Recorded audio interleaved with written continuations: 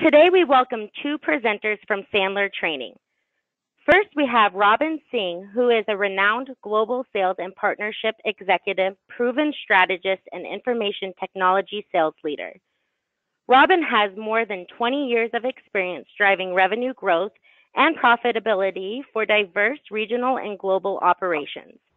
Known for expertise in channel sales strategies, strategic partnerships, and customer relationships, skilled at building and leading successful teams to exceed personal and company goals. And we also have Dave Mattson, who is a best-selling author, sales and management visionary, and leader of the world's largest sales effectiveness organization. As CEO and president of Sandler Training, he oversees the corporate direction and strategy for the company's worldwide network of operations, serving clients through 250 operating units in 32 countries. Robin, if you're ready, I'll hand it on over to you. Thanks, Alex. It's a pleasure to be a co-host on this webinar with Dave Mattson.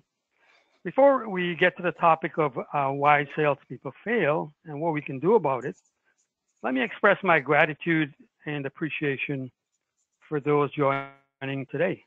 I know it takes a tremendous effort to schedule and participate in today's webinar, and we do appreciate it. Let me also thank the alternate board for having us on today, and in particular, Doug Kerr for personally introducing me to Alex and the top folks. For your information, I am a top board member, and I sit on Doug's board here in Mississauga, Ontario. With that said, let's get down to business. As you know, Dave Mattson is President and CEO of Sandler Training. Hello, Dave. A pleasure to co-host this webinar with you. Thanks, Robin. Let's jump into the program. Let me ask the first question. So, Dave, why do salespeople fail, and what can we do about it? Well, I think for us, Robin, the thing is that we have found over time is that we are continually, I think, and I apologize because I know my slide here. So what basically happens is that I believe that companies out there have systems, they have process, and salespeople by default don't have process. And so what we have to do is look out there and say, hey, what type of systems are out there? What type of systems are out there? And I think that there's a couple different systems. We have business systems, we have ordering systems, we have accounting systems, but why don't we have sales systems? Why don't we have sales systems? It's amazing to me how that works. And so how do we do that? Here's the thing. So why do we have a system? Well, a couple different reasons. One, I think salespeople don't like systems. As I said, we had systems in all different types of parts of our organization, but salespeople don't like systems because in my mind, after seeing hundreds of thousands of companies out there, I think they don't like to be micromanaged, and I think they see it as inhibitive versus it's one of those things that can help us grow. And that's the thing that's always amazed me. So what we have to do now is to think about what benefit is it? Well, if you had a way to track where you are today and where you want to go, that would be awesome because we get to save our time, which I think in my mind is the most precious commodity that we have. We can constantly improve. We know where we are. We know where we want to go. And the big debate is always, Robin, are salespeople made or are they born? And, about 50% of the people raise and say, well, I think salespeople have certain traits that are inherent, they're born, and the other ones are unsure. And then we've got a group of people who said salespeople are made. And I'm in that camp personally. I'm in the camp of that they are made. And I know, and for instance, when I grew up, my parents sent me to university. They drove me all over the world for sports. And I was supposed to, they were teachers. I was supposed to be a teacher, an accountant, a lawyer, a doctor, anything. But certainly they didn't send me to school to say, hey, you're going to be a salesperson. And so I was made. And therefore, I think if you have a system, it's going to be far more productive in your outcome, and we can track it. So let me talk to you a little bit about what systems are out there. So I've got 3 systems that I think are out there that we all can relate to. One is a buying system. One is a traditional sales system, which probably most of us are following. And then there is the Sandler system. And my goal today is not to necessarily convert you, but is to say, find a system that works for you. So you see the buying system up here. And we're going to have some fun with this a little bit, because I think, we'll do a little tongue-in-cheek. But in my view, what I'm going to describe, we all fall prey to. It happens to us each and every time. But the other thing that happens is when we're prospects, we actually do this to others. And that's the thing that always amazes me. So let's look at the 4 steps. Well, the first step is that they hold their cards close to their vest. They withhold that information. And what I mean by that is that if you walk into a prospect that may not know you, they don't have a relationship with you, they don't say, hey, Dave, thanks for coming in today. I really appreciate that. I've heard Sandler. Dave, here are my 3 or 4 problems that I have. Here's the budget that I'm willing to spend, and here's how we make decisions at our company. No one says that. You walk in and they'll say, what do you have? Tell me about your company. And, and I believe, why do they do that? Because they're either downplaying information. Like, for instance, let's assume that they had, a real need for your product or service. But they don't want to necessarily say, I'm really in trouble. I need your product and service. Budget's not an issue. I need it now. I need to fix it. They don't do that. And some of them will actually over-exaggerate their problem for different reasons, which we'll talk about. So if you walk in and they say, hey, we're not really sure we could use your product or service, tell me a little bit about who you are, what you do, and how you do it.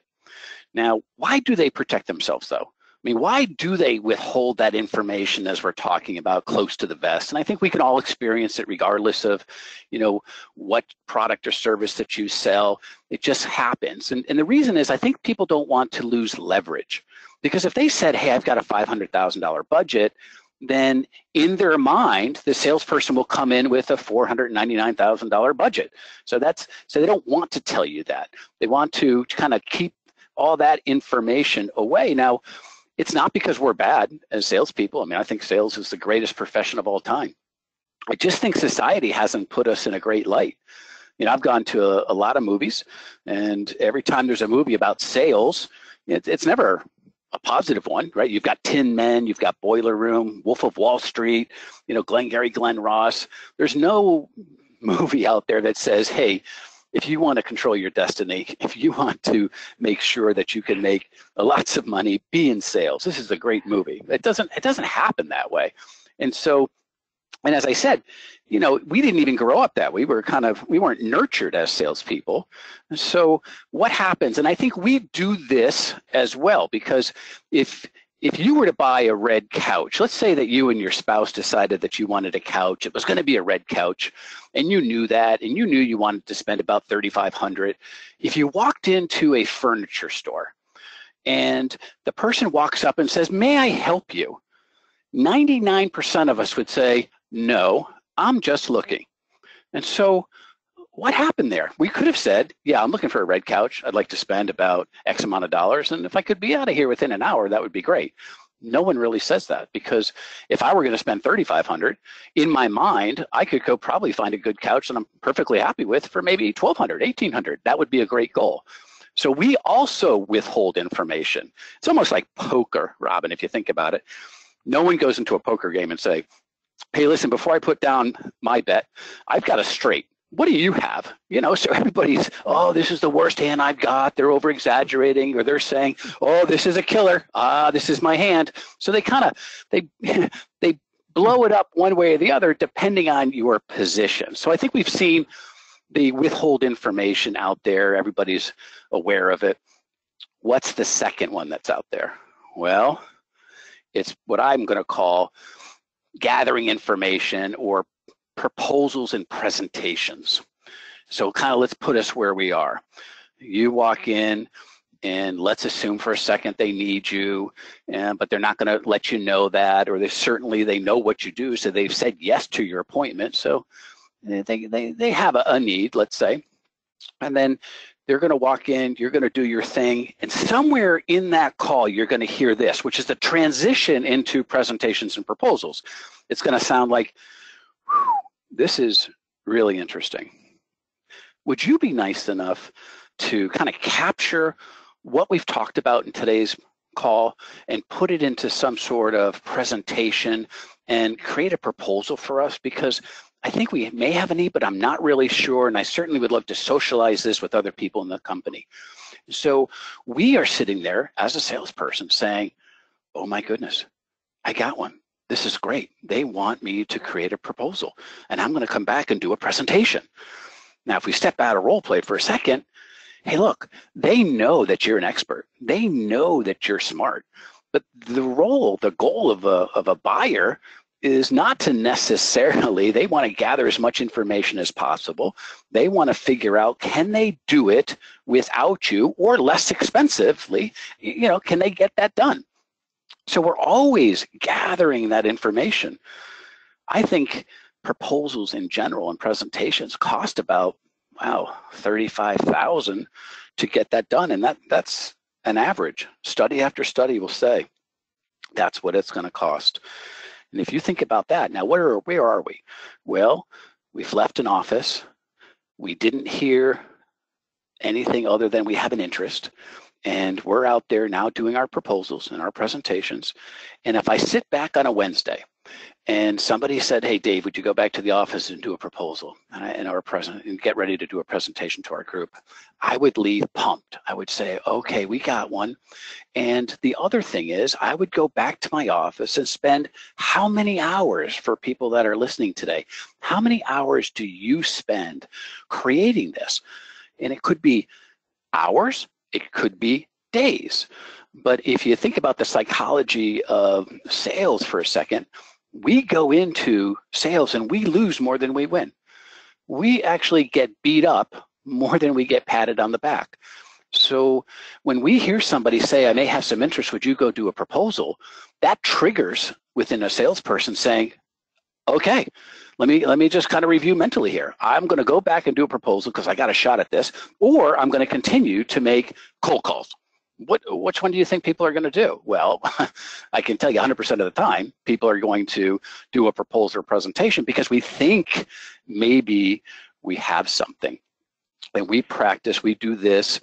But in my world, what I call this step is free consulting. That's what I call this step, because you're going to solve the problems. You're going to show them how your product or service, your expertise is going to aid in solving whatever the issue is on the table, which in our mind, we're demonstrating credibility, which is great. They've got a deck that's anywhere from 30 to 120 slides there, solving every problem that they could imagine they have in their business, which is perfect. So now we show up for our proposal or our presentation. We show up and we're ready. We've got our deck, we've practiced, and we're at the end, a lot of heavy work. So we're blowing and going for 45 minutes. We're at that 50-minute mark and we say, well, so what do you think? And that's your trial close, right? And they say the following, which is, now I'm moving into step 3. It's so smooth. It's awesome.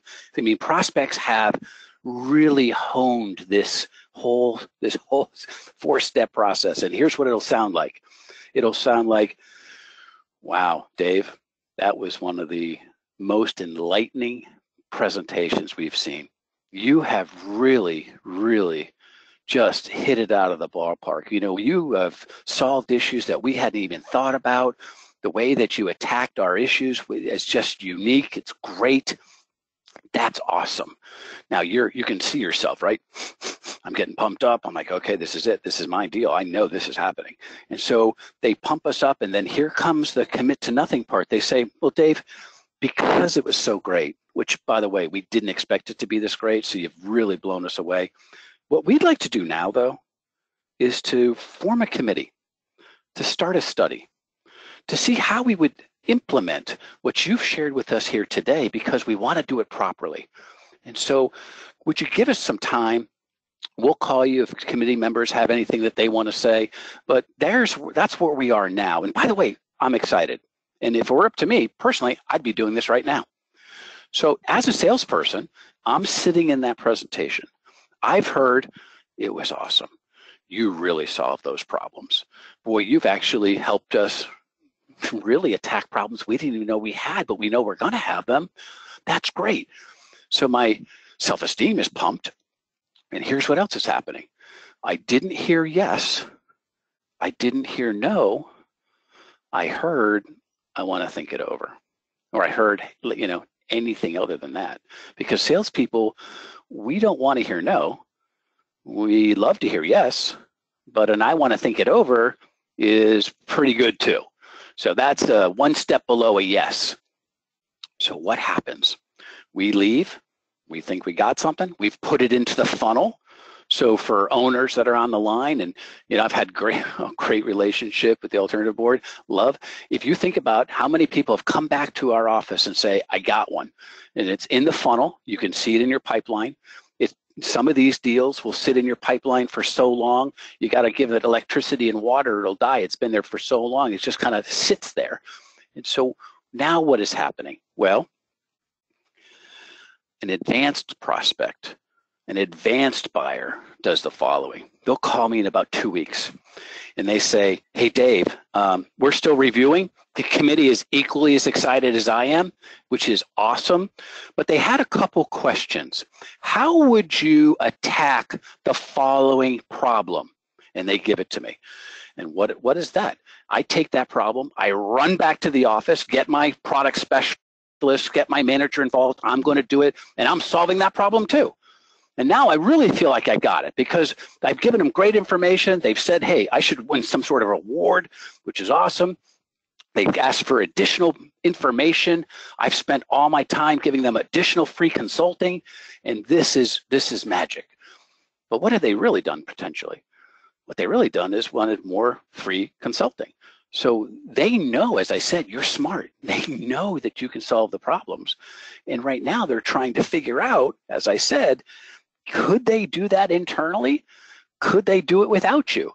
And I don't think there's that many people on the line that would say at one point in time they did not feel like a free consultant. And then they went back in, they did their deal, and then they heard what I just said, which was the famous line of, we'd like to form a committee, to start a study, to really figure out how we would implement this. And then we're in chase mode or disappear. And we've all been there. And so what does that look like? Well, that looks like they would return your call when they were in the information gathering phase within hours.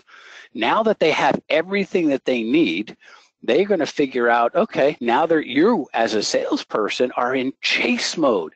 We're leaving voice messages. We're saying, hey, there's a new special. Hey, I've got my senior manager that would like to come see you. You're trying every stop.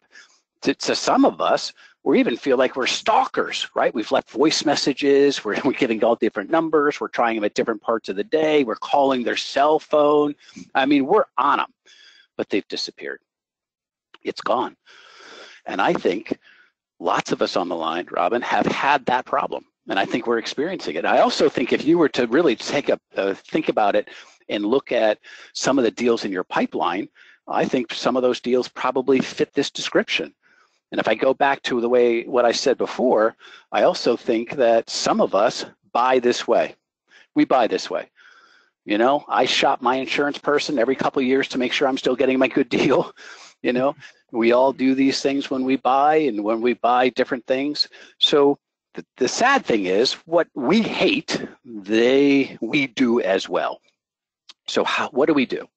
Well, if this is our prospect system, then if you think about what goes on, we've got other issues, which is now I've got a traditional sales system. Well, many of us maybe are following this traditional system. And so my opinion is that the traditional system fits right into the buyer's system. I'm pretty sure the National Association of Purchasing Agents actually wrote the traditional sales process because it feeds right into what they want.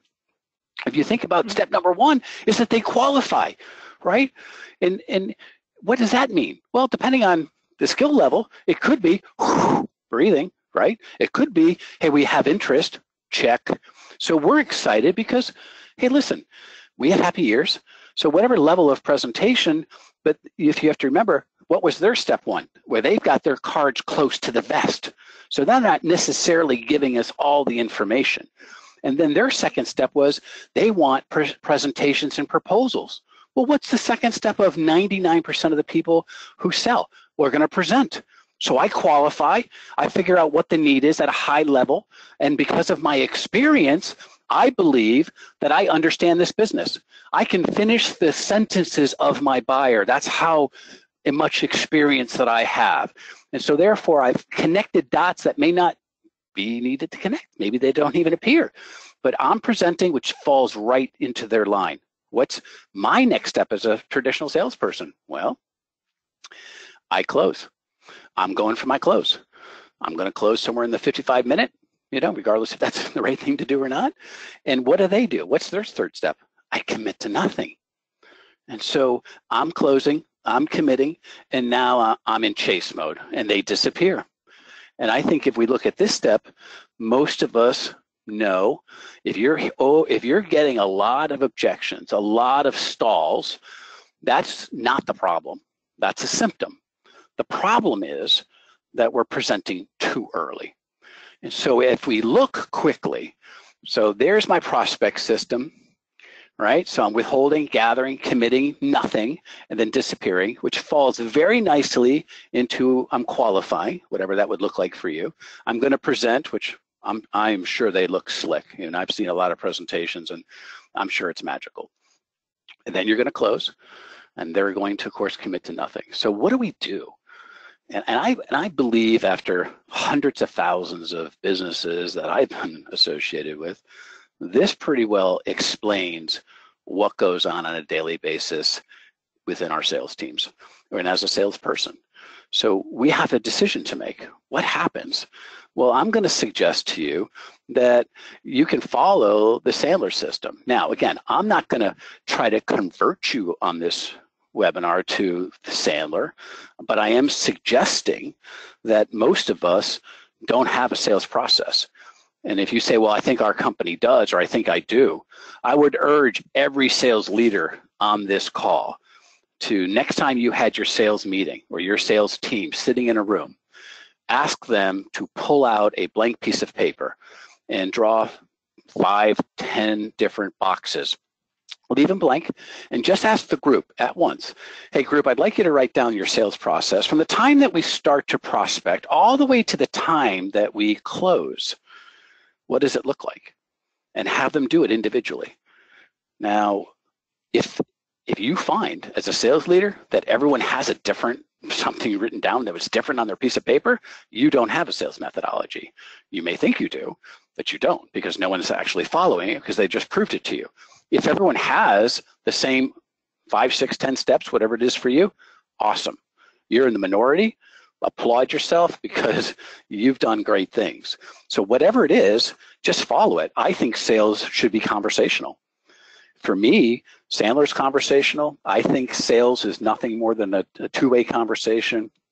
I think it's a pull process. You should pull people through versus push. The reason that is because when you push, people resist. People love to buy, hate to be sold. So let's explain what these steps are real quick, Robin, if we could.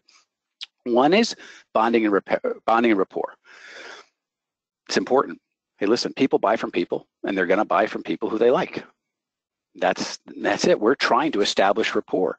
We're trying to figure out how they view the world. Oftentimes, we view the world through our sunglasses, and we're not really looking at it from their perspective. And so people need to, I believe, salespeople get paid to change the way they communicate. I don't think buyers get paid to change the way that they buy. I don't believe it. And I think sometimes we forget that, especially if you're blowing and going from one call to the other, or you're really busy, or you're relying on experience versus anything else as far as, the sales skills. But I also think that we try, obviously. We all do that. We look around when we go into an office. We try to figure out if there's anything that we have in common. And the amateur move that I always see that I laugh and I love is on Thursdays and Fridays, what does everyone ask a prospect? So Dave, any weekend plans? Okay. Like we're going to have weekends together, right? I mean, I just met him. So they say, what are you doing this weekend? And on Mondays and Tuesdays, what do you think they ask? So what did you do that weekend? So, salespeople have it down Thursdays and Fridays and Mondays and Tuesdays. Where we struggle as a sales profession is, what do we say on Wednesday? We're like confused, right? So what do we do there? So I think people know that. They sense that is a somewhat superficial way to establish rapport. I think there's other ways to do it. I think establishing rapport is a science. You can read people. People are pretty predictable. And I think you should communicate in their language. Second step, upfront contracts. Well, that's a buzzword for us. That means mutual agreement. I think that if sales is a conversation, then you should be able to find out what the other side wants to talk about.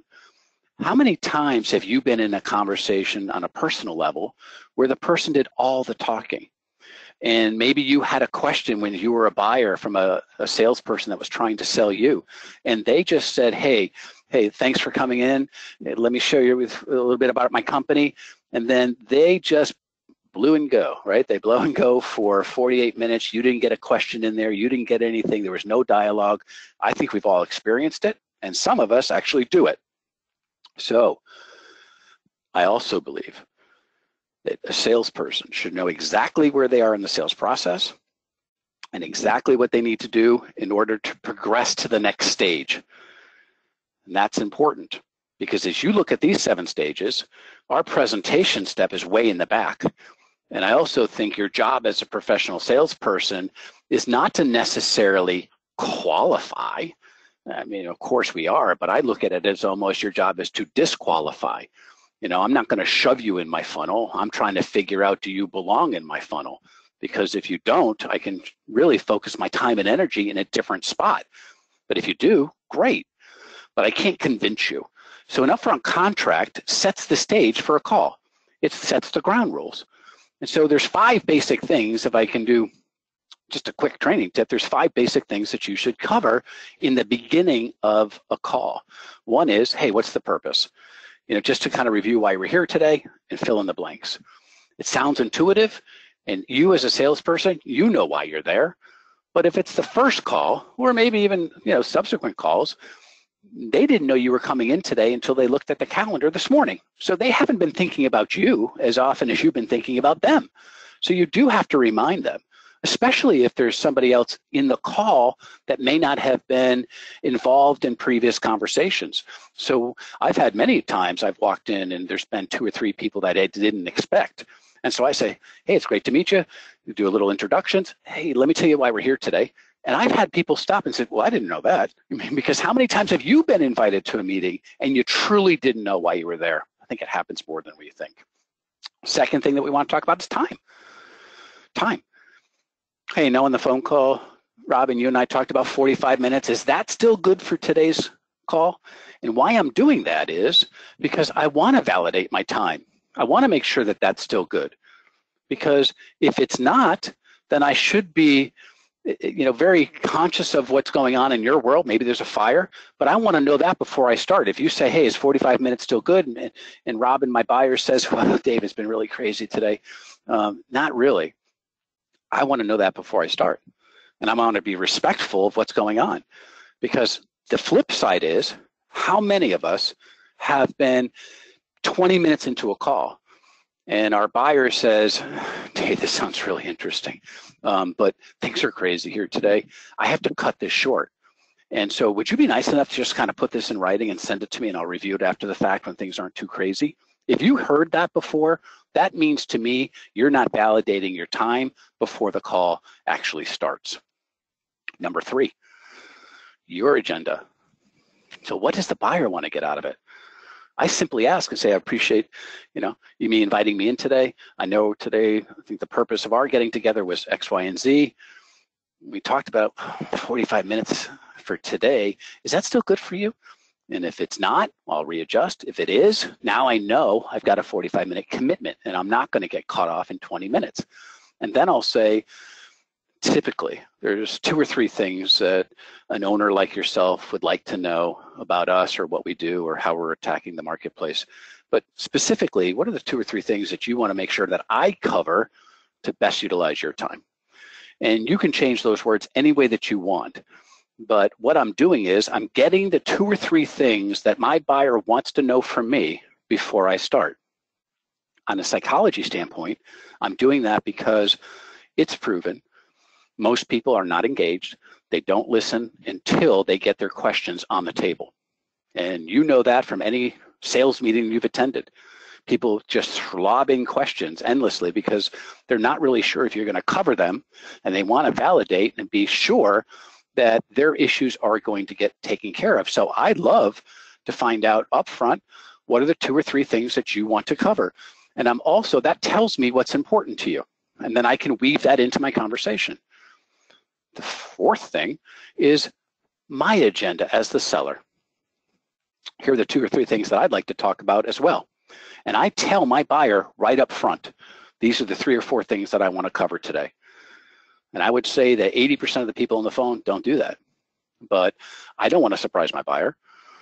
If I say, hey, we're expecting this, I've had buyers immediately say, wait a minute, I can't, that's not my topic. I can't, that's not my vertical, or that's not my decision. So I'd like to know that up front. But when I tell people up front, then you can see the body language changes because anxiety goes down. They know what I'm going to ask. I've given them plenty of time to think about it, so they don't have to be surprised with my questions. I've always wondered why salespeople lob questions in there just as a surprise factor, and never got that. But I want Robin, as my buyer, to know what I'm going to ask so he can think about it. Now, what's my next thing? Well, number 5, which most of us may not do, but it is super powerful, is outcome. And that will be, what are the couple things you want to talk about? Here's what I want to talk about. And outcome is, well, Robin, after our dialogue over the next 45 minutes, and I know we're going to ask each other a ton of questions, we should be in a position to make a couple different types of decisions. We could decide that, hey, it doesn't make sense, and that's okay. Or, hey, you know what? This may make sense to have, and maybe in my sales process, to be another meeting. So maybe we can decide if it makes any sense to have another meeting or not. And that's what I'm telling him I'm closing for. Now, your outcome will change depending on where you are in the system, where you are in your sales cycle. But right now, maybe I'm just going for a second call. That's going to last longer. And I tell him that. And so Robin, as my buyer, is sitting in that call, asking questions, and really trying to decide whether he's going to invest 45 to 3 hours into another meeting. Because I very clearly said this is what we should decide on. And I just did it briefly here, but I would have expanded what I think we should be able to decide on.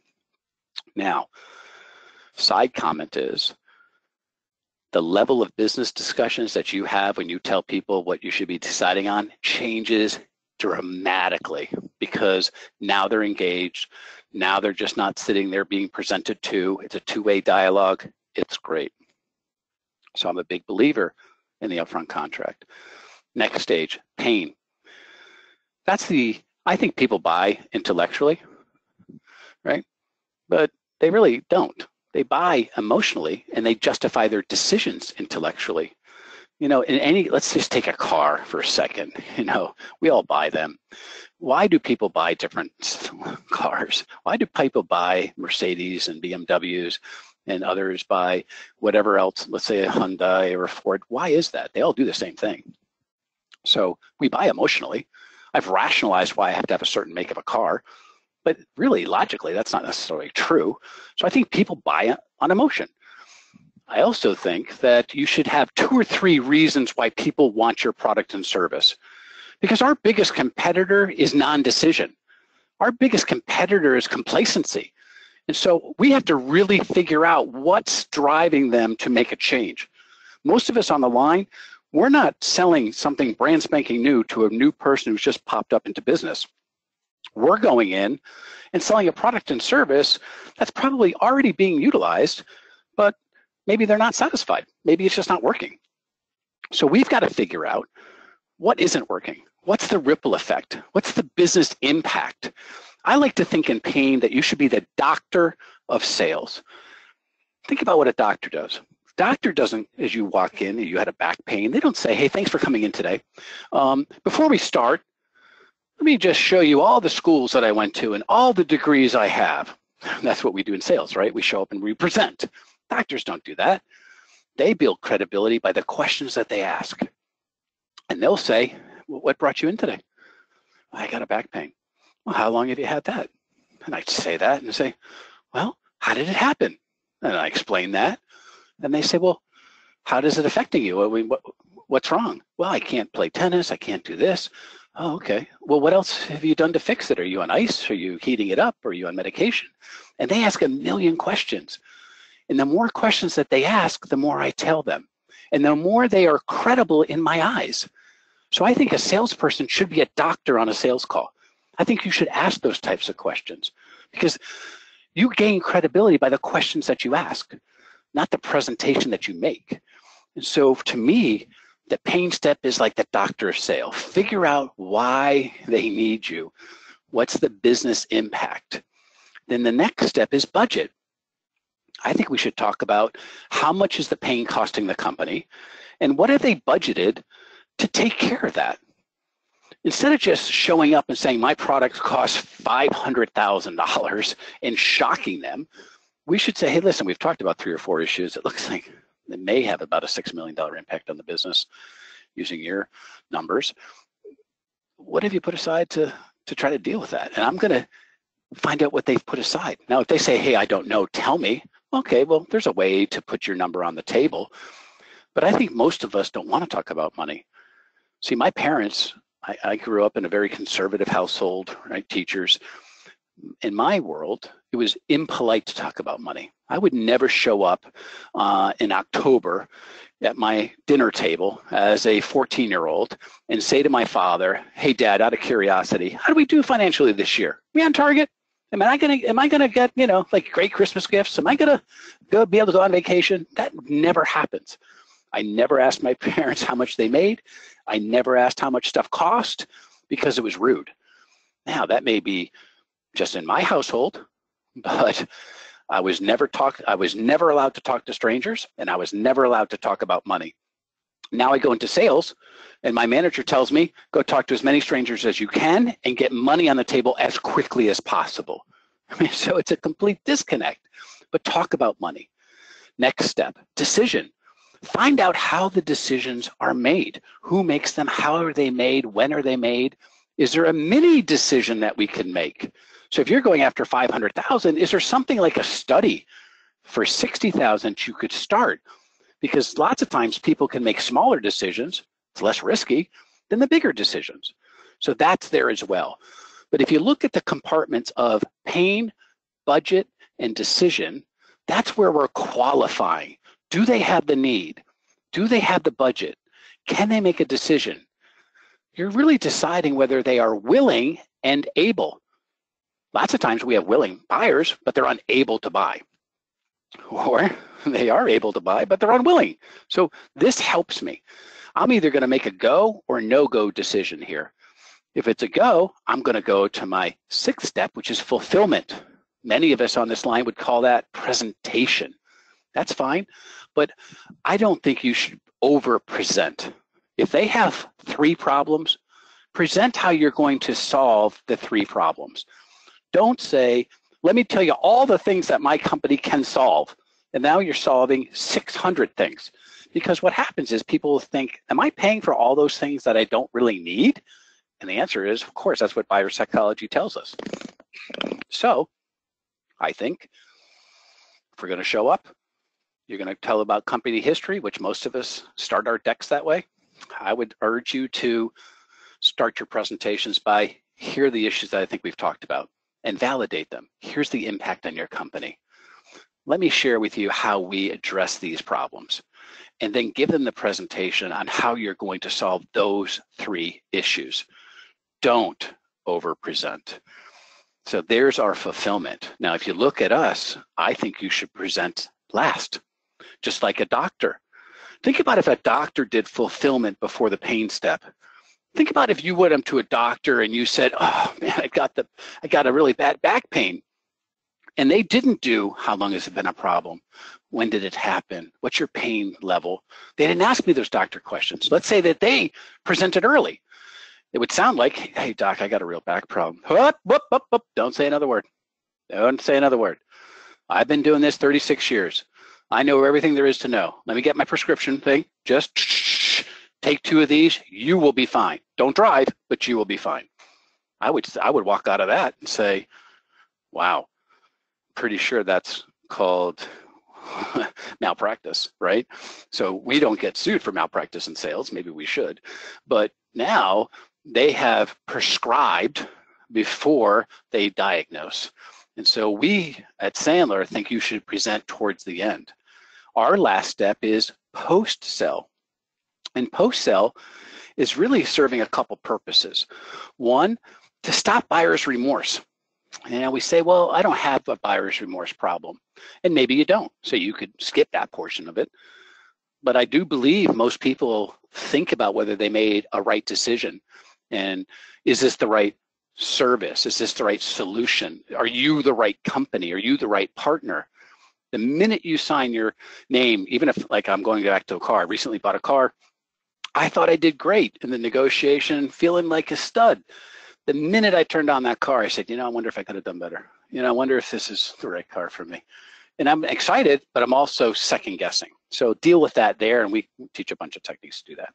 The next one is to really transition from sales to service. How do you transition? Because if you have other people involved in service, you got to find a way to get them involved. That would happen here, along with getting referrals. See, I think you should get referrals at the back end of your sales cycle, not get referrals when they say, let us try it for a year or 2, and if it works out, then of course. And that's what we think as salespeople. That's not what buyers are saying to us. Buyers, if they're comfortable with you, the best time to get a referral is when they're buying, not a year down the road.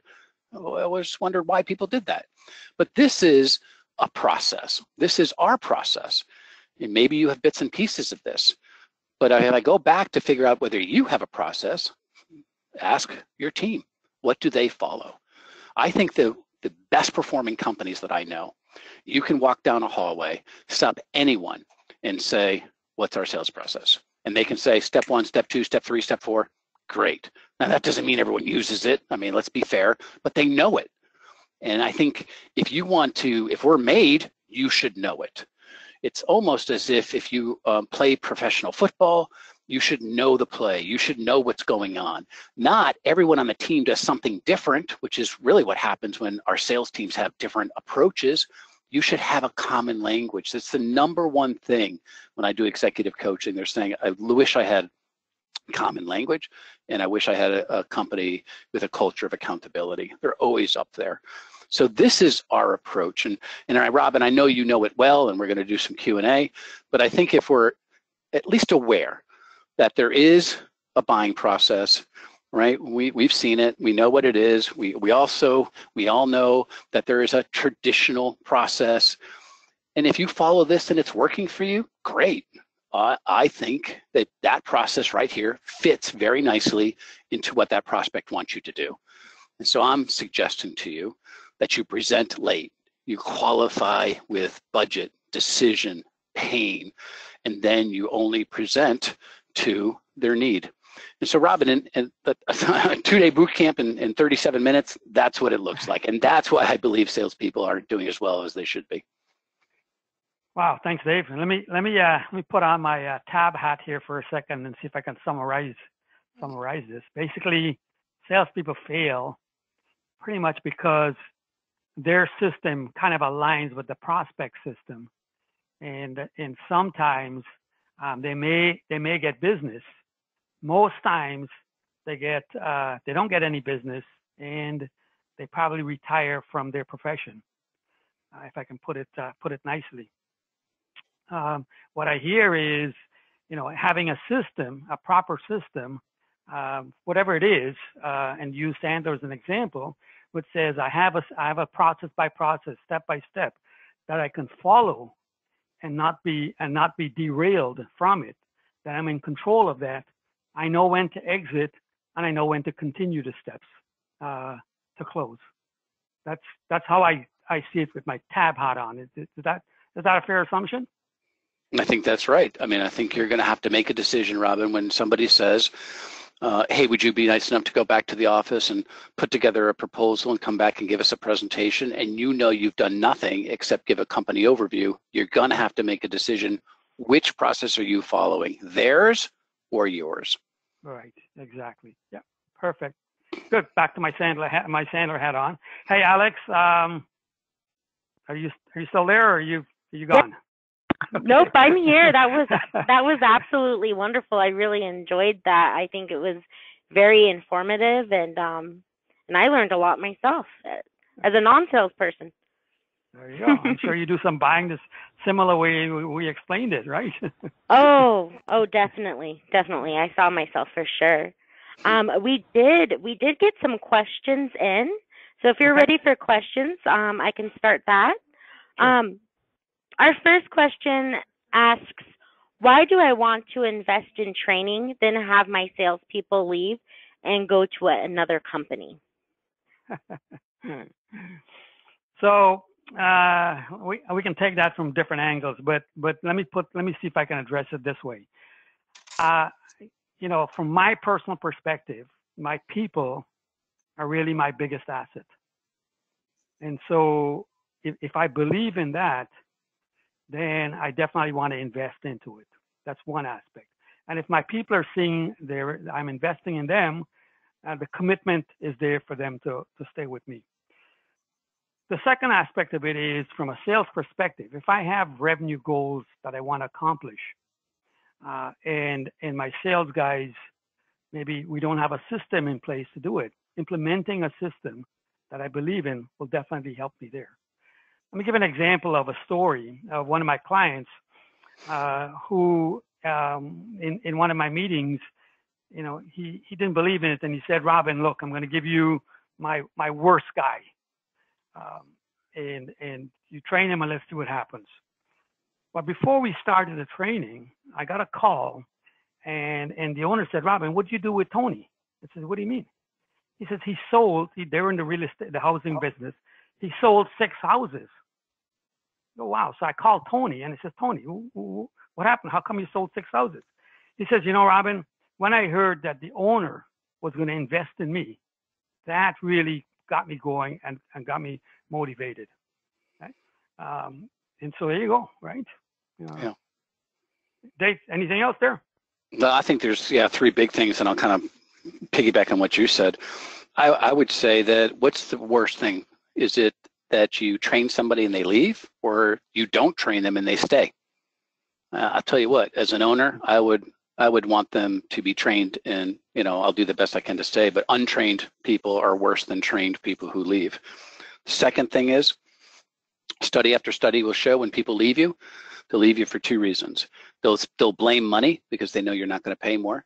But the real reason is either A, they don't respect who's managing them, and B, they feel like they're not learning. They're dead in the job. So people want to be stretched, and they will stay. And I think the third thing is, if you truly believe that people are going to leave, and I think you may have really kind of take a look at the business from a cultural standpoint of what other things can you be doing, because if you're afraid they're leaving before training, then there's a bigger issue going on. So I would say if it's simply an economic question, then I go back to my first answer. I think train and leave is better than untrained and stay.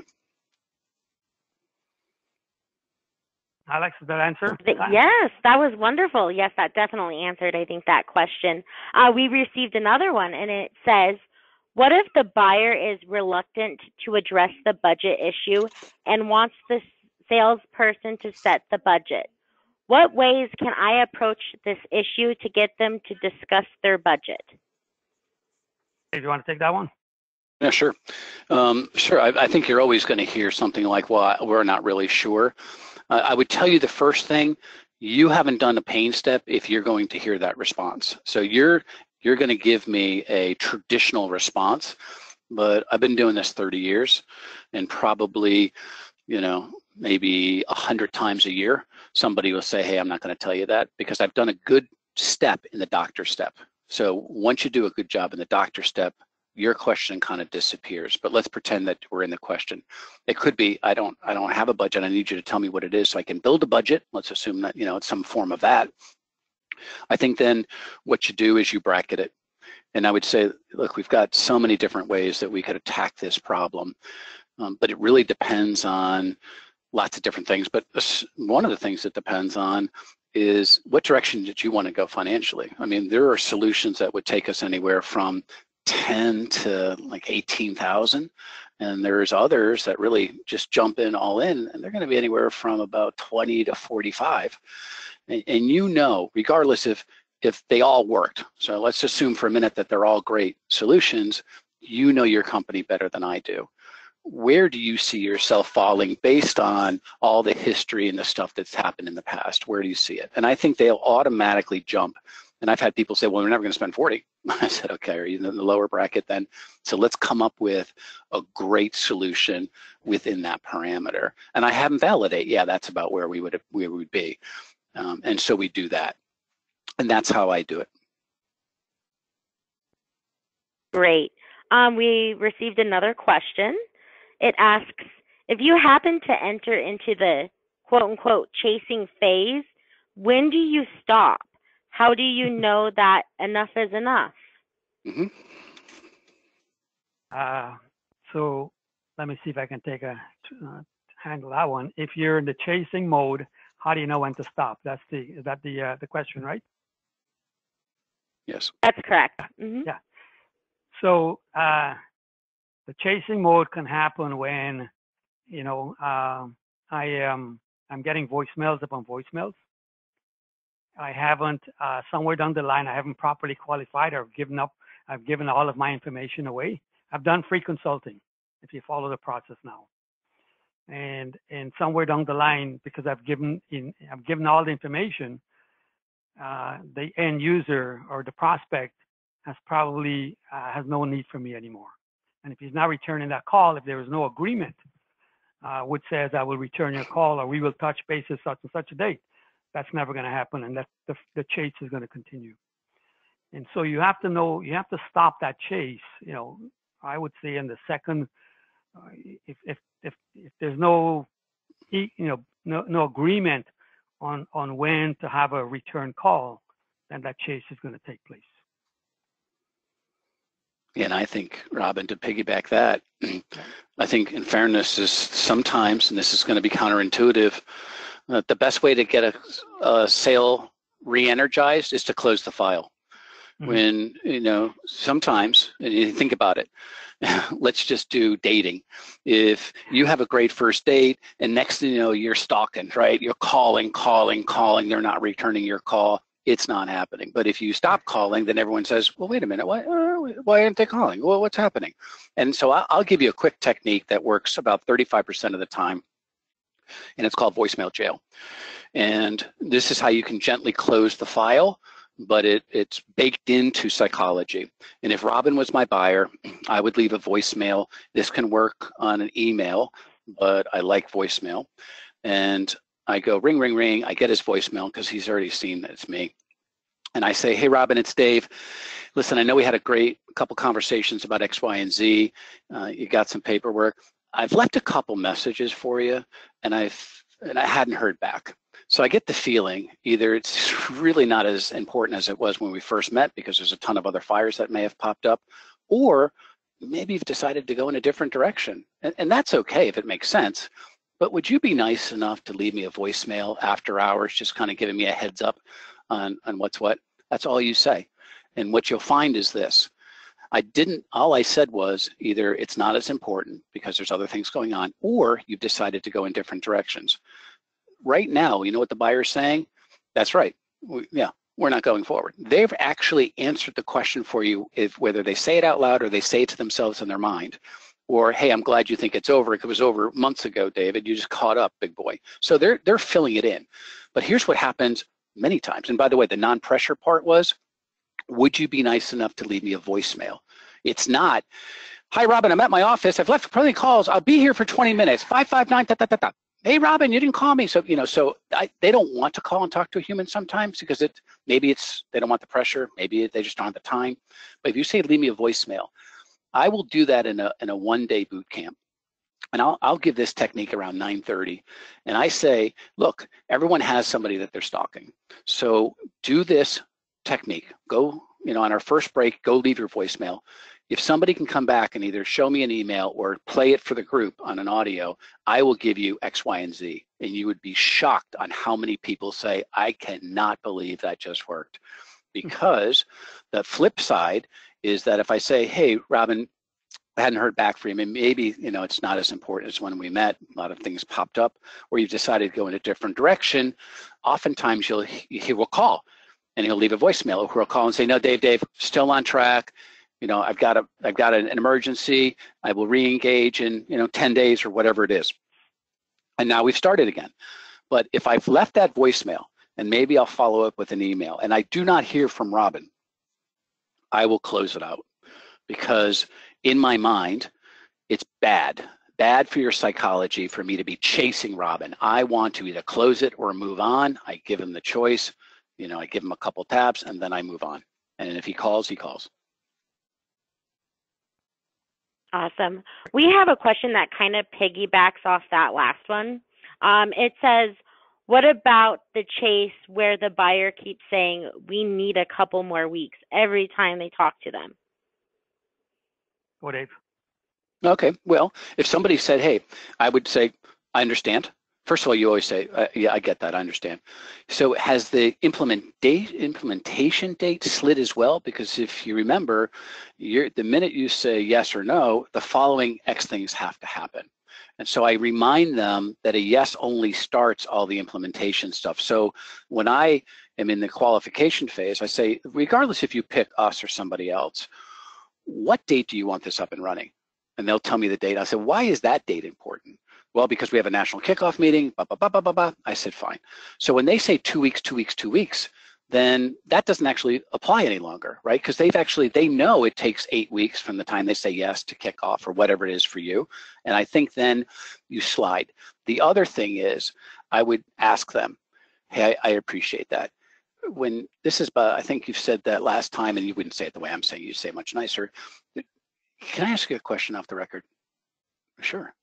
Is this slid in priority as well? I mean, is this something that either you're running into interference internally, and maybe somebody's popped up and has had a concern that we didn't know about, or is this just kind of slid in order of importance? I mean, where are we? I get the feeling you may have gone in a different direction, and you can say it very nicely.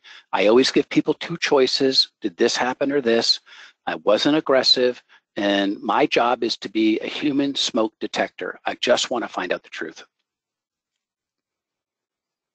Wonderful. That was our last question.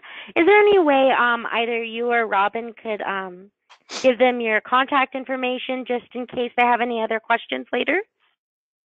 Sure. Alex, you've got it, right? So I do.